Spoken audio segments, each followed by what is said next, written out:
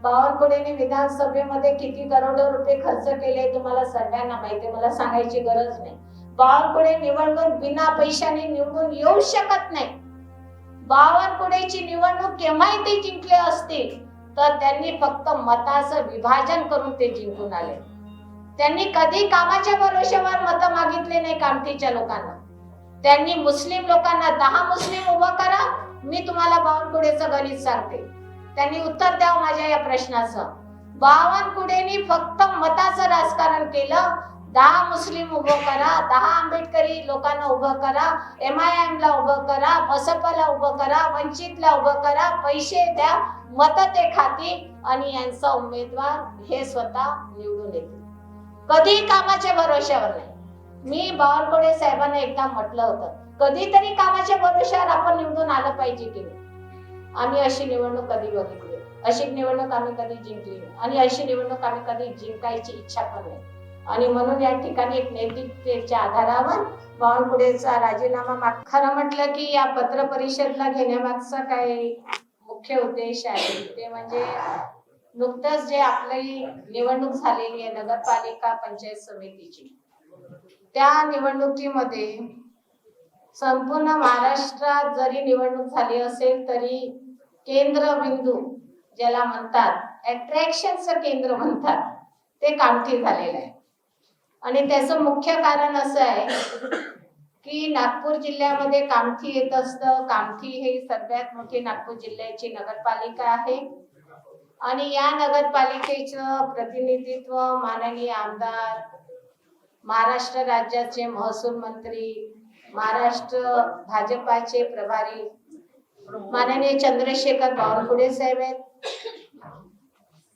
आणि या ठिकाणी बावनकुळे साहेबांनी कामठीच्या नगर परिषदच्या निवडणुकीला आपल्या प्रतिष्ठेची निवडणूक म्हणून पुढे आलेले आहेत आणि त्यामुळे या निवडणुकीला अधिकच महत्त्व प्राप्त झालेलं आहे. आपल्याला माहित आहे की बरियमची आणि भाजपाची युती होती आणि गेल्या 15 वर्षापासून आम्ही मित्र पक्ष म्हणून भाजपाच्या सोबत काम केलेलं आहे. पण या निवडणुकीमध्ये भाजपाने सन्मानपूर्वक वागणूक न दिल्यामुळे आम्हाला नाराजी आली. आम्ही विनंती केली भाजपाला, पण भाजपांनी एकही जागा कामठी नगर परिषद मध्ये न सोडता 34 जागेकरिता नगरसेवकांची निवड केली, उमेदवारांची, आणि नगराध्यक्ष सुद्धा त्यांनी जाहीर केला आम्हाला विश्वासात न घेता. त्यामुळे नाईलाजाने आम्हाला नगरपालिकेचं नगराध्यक्षाची निवडणूक लढवावी लागली आणि शेवटच्या घटकेमध्ये आम्हाला फारसं नगरसेवकांना उभं करता आलं नाही. फक्त 15 नगरसेवक आम्ही त्या ठिकाणी रिंगणात उतरवलेले आहे. बरियमचे जिल्हा उपाध्यक्ष असलेले आमचे अजय कदम हे गेल्या निवडणुकीमध्ये फार कमी मतांनी पराभूत झाले होते. त्यामुळे बरियमचा हा दावा होता की कामठी नगर परिषदचं नगराध्यक्षच्या निवडणुकीमध्ये अजय कदमला उमेदवारी दिली पाहिजे. ही मागणी जस्टिफाईड होती, रास्त होती आणि भाजपाला पण अमान्य करण्यासारखी नव्हती. परंतु त्यांनी आम्हाला गृहीत धरलं. त्यांना असं वाटलं की आपण जरी नाही दिलं तरी बरियम आमच्या सोबत राहील. हा चुकीचा समज होता, कारण बरियम ही आपल्या अस्तित्वाची आणि स्वाभिमानाची लढाई नेहमी लढत आलेली आहे आणि म्हणून आम्ही निर्णय घेतला, अजय कदम यांना रिंगणात उतरवलं. संपूर्ण निवडणुकीचा जे प्रचार होता ते एकीकडे करोडपती चंद्रशेखर बावनकुळेंचा उमेदवार आणि दुसरीकडे रोडपती म्हणून अजय कदम हे बरियमचे उमेदवार होते. एकीकडे कधी नगर परिषदच्या साधा नगरसेवक म्हणून न निवडून आलेला, नगर परिषदचा अनुभव नसलेला आणि नगर परिषदच्या प्रशासनाची जाण नसलेला भाजपाचा उमेदवार होता, तर दुसरीकडे बरियमचा 4दा निवडून आलेला नगरसेवक, 2दा झालेला उपाध्यक्ष, प्रशासनाची जाण असलेले अजय कदम होते. एकीकडे भाजपाने कार्यकर्त्यांना महत्व न देता आपल्या स्वतःच्या बिझनेस मध्ये असलेला बिझनेस पार्टनर, ज्याला तुम्हाला चांगल्या शब्दात, सोपी शब्दात अगदी सहज समजता येईल, तर त्याला एक परिभाषा, एक शब्द आहे, ते म्हणजे दलाल.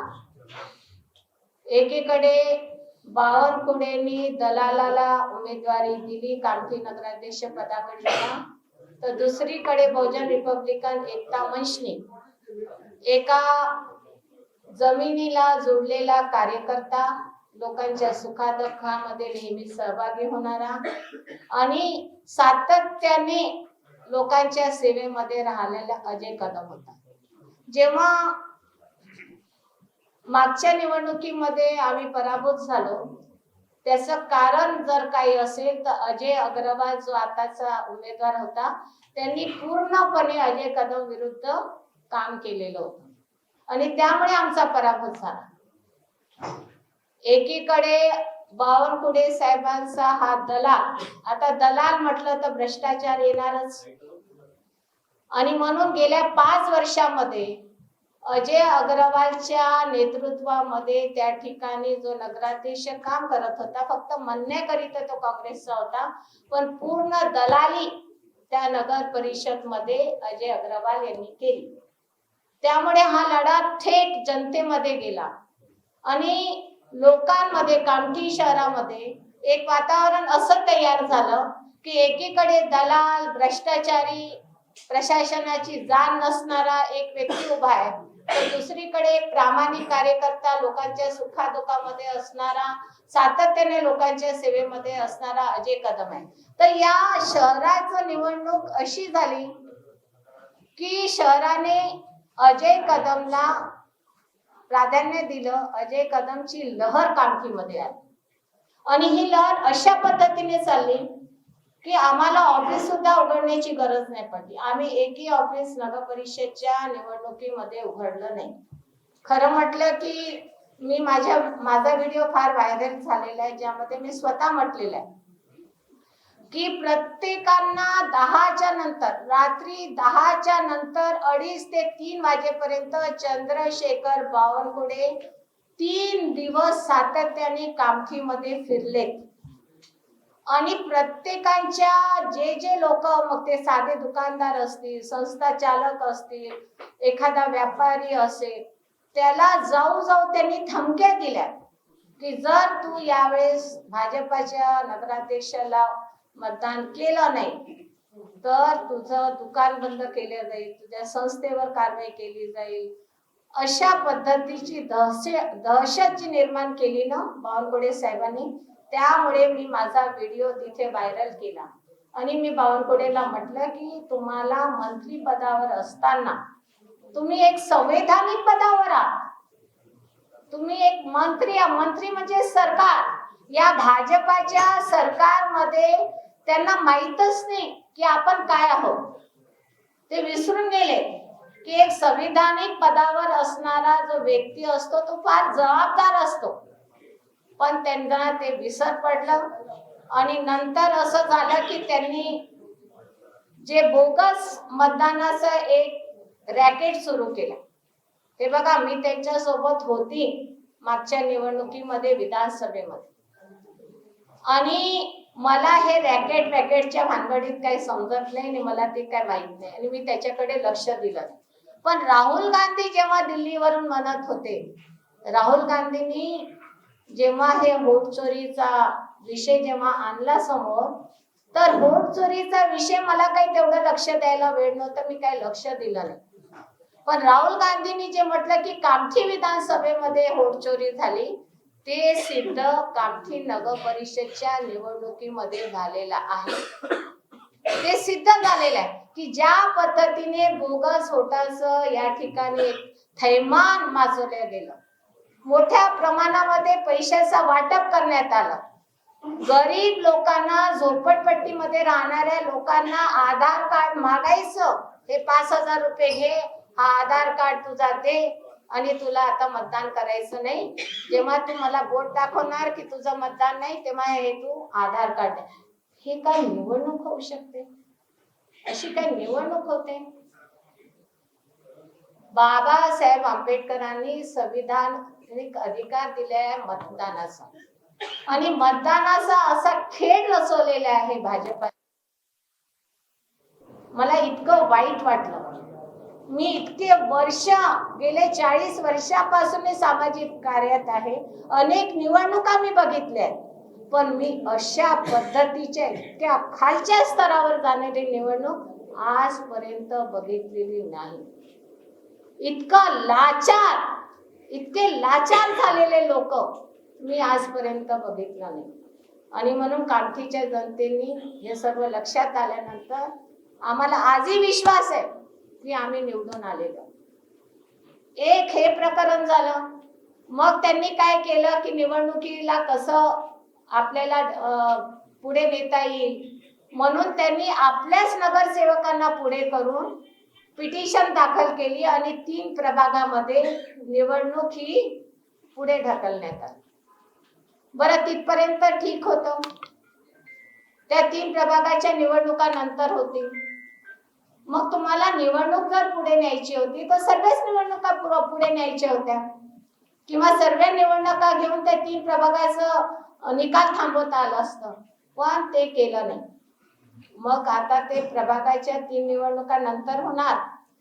बरं, तिथपर्यंत ठीक होतं. आम्ही प्रचार करून राहिलो, मतदान करून राहिलो, तर आमच्या कानावर बातम्या येऊन राहिल्या की जी मतमोजणी आहे ती 3 तारखेला होणार होती, ती 31 तारखेला होईल. म्हणजे व्हॉट इज गोइंग ऑन? काय सुरू आहे? लोकशाहीची हत्या करून राहिले. डेमोक्रेटिक कंट्री मध्ये अशा पद्धतीने निवडणूक आयोगाला आपल्या हाताशी धरून ज्या पद्धतीने मनमानी सुरू आहे, याचा मी निषेध करते. आणि मला या ठिकाणी एवढंच सांगायचं आहे, आम्ही खूप सारी तयारी करून पेन ड्राईव्ह मध्ये सर्व तुम्हाला व्हिडिओ दाखवायला आणलेला आहे. ती जी घटना झाली ना मतदानाच्या दिवशी, आम्ही मतदानाच्या केंद्रामध्ये जात असताना एकही मतदान केंद्र असं नव्हतं की ज्या ठिकाणी तक्रार नसेल. काय केंद्रामध्ये फोन येत होते की ईव्हीएम मशीन बंद पडली, अर्ध्या तासासाठी, पाऊण तासासाठी मशीन बंद पाडण्यात येत होती. काय ठिकाणी अशी तक्रार आली की आम्ही बटन दाबल्यानंतर आमचं मत आम्ही कब्बशीवर देतो, पण ते चाललं फुलावर. ती तक्रार आम्ही केली. नंतर आमच्याकडे तक्रार आली की जे मरण पावलेले लोक आहेत त्यांचं मतदान झालेलं आहे. नंतर आमच्याकडे तक्रार आली की जे लोक कामठीत राहत नाही त्यांच्या सुद्धा त्या यादीमध्ये नाव होतं, ते सुद्धा मतदान करून गेले. काय आजीबाई लोकांचे मतदान तर असं झालं की त्यांना व्हीलचेअरवर घेऊन जाऊन राहिलो. त्यांना मतदान करायला आम्ही तिथे जेव्हा गेलो तर पाहताय की त्या आजीबाईचं मतदान ऑलरेडी कोणीतरी केलेलं आहे. इतक्या अनेक तक्रारी आम्ही लेखीमध्ये पोलीस स्टेशन आणि निवडणूक आयोगाकडे केलेल्या आहे. मला सांगा, अशा पद्धतीचं जर निवडणूक होत असेल तर महाराष्ट्र बिहारच्या मार्गावर चाललेलं आहे असं मला वाटतं. हे महाराष्ट्र राहणार नाही, हे बिहारच्या मार्गावर चाललेलं आहे. ज्या ठिकाणी अशा पद्धतीचं मतदान एकेकाळी केल्या जात होतं आणि आताही विधानसभेमध्ये झालेलं आहे. त्यामुळे मी या ठिकाणी या सर्व निवडणूक प्रक्रियेचं, आणि मला असं वाटते की निवडणूक आयोग हा काही स्वतंत्र राहिलेला नाही. डेमोक्रॅटिक कंट्रीमध्ये, आपली लोकशाही देशामध्ये निवडणूक प्रक्रिया ही फार पारदर्शक होणे गरजेचे आहे. पण आता हे सर्व निवडणुकीचं जे तुम्हाला मी थोडक्यात सांगितलं, मी फार जास्त सांगितलं नाही, अगदी थोडक्यात तुम्हाला सांगितलं की कशा पद्धतीची ही निवडणूक त्या ठिकाणी झालेली आहे. जर कामठी शहरामध्ये अशी झाली असेल तर पूर्ण महाराष्ट्रामध्ये हीच पद्धत सर्वीकडे दिसत आहे. जेव्हा आम्ही बातम्या बघतो सर्वीकडे मारामारी, कोणी हे करत आहेत, कोणी 2 ग्रुपमध्ये भांडणं होत आहेत, कोणी ईव्हीएम मशीन तोडत आहे. हे what is this going on? या महाराष्ट्रामध्ये जिथे परमपूज्य डॉक्टर बाबासाहेब आंबेडकरांनी जन्म घेतला, महात्मा ज्योतिबा फुले, सावित्रीबाई फुलेचं महाराष्ट्र आहे, शाहू महाराजांचं महाराष्ट्र आहे, हे महाराष्ट्र असं कोण जबाबदार आहे याच्यासाठी? सत्ताधारी लोक जबाबदार. आणि म्हणून या ठिकाणी जे काही घडलेलं आहे कामठीमध्ये त्याकरिता सर्वस्व चंद्रशेखर बावनकुळे आमचे आमदार महसूल मंत्री महाराष्ट्राचे यांचा मी राजीनामा या ठिकाणी मागत आहे. त्यांना काही नैतिक अधिकार नाही या पदावर राहायचा. त्या आधी सुनील अग्रवालचं जे फार्म हाऊस आहे त्या फार्म हाऊस मध्ये जाऊन एक केंद्र तयार केलेलं आहे. तुम्हाला आम्ही आता व्हिडिओ दाखवणार, तुम्ही थोडस बघा ते व्हिडिओ. त्याच्यामध्ये त्या फार्म हाऊस मध्ये गाड्यांनी लोकांना आणायचं, तिथे शाईचं ते हे असतं ना मिटवण्याचं ते पण तिथे, नोटांचा गठ्ठा तिथे मिळालेला आहे. लोक येऊन राहिले तिथे, अतिशय गरीब लोकांना आणलं गेलं. तिथून गाडीमध्ये बसवून त्यांना तिथे यायचं, तिथून मतदानासाठी पाठवायचं आणि नंतर त्यांचं मतदान झाल्यानंतर त्यांना पैसे द्यायचे. करोडो रुपये बावनकुळेने विधानसभेमध्ये किती करोडो रुपये खर्च केले तुम्हाला सर्वांना माहिती, मला सांगायची गरज नाही. बावनकुळे निवडणूक बिना पैशाने निवडून येऊ शकत नाही. बावनकुळेची निवडणूक केव्हाही ते जिंकले असतील तर त्यांनी फक्त मताचं विभाजन करून ते जिंकून आले. त्यांनी कधी कामाच्या भरोश्यावर मत मागितले नाही कामठीच्या लोकांना. त्यांनी मुस्लिम लोकांना 10 मुस्लिम उभं करा, मी तुम्हाला बावनकुळेचं गणित सांगते, त्यांनी उत्तर द्यावं माझ्या या प्रश्नाचं. बावनकुळेंनी फक्त मताचं राजकारण केलं. 10 मुस्लिम उभं करा, 10 आंबेडकरी लोकांना उभं करा, MIM ला उभं करा, बसपाला उभं करा, वंचितला उभं करा, पैसे द्या, मत ते खातील आणि यांचा उमेदवार हे स्वतः निवडून येतील. कधी कामाच्या भरोश्यावर नाही. मी बावनकुळे साहेबांना एकदा म्हटलं होतं कधीतरी कामाच्या भरोश्यावर आपण निवडून आलं पाहिजे की नाही. आम्ही अशी निवडणूक कधी बघितली, अशी निवडणूक आम्ही कधी जिंकली नाही आणि अशी निवडणूक आम्ही कधी जिंकायची इच्छा पण नाही. आणि म्हणून या ठिकाणी एक नैतिकतेच्या आधारावर बावनकुळेचा राजीनामा मागते.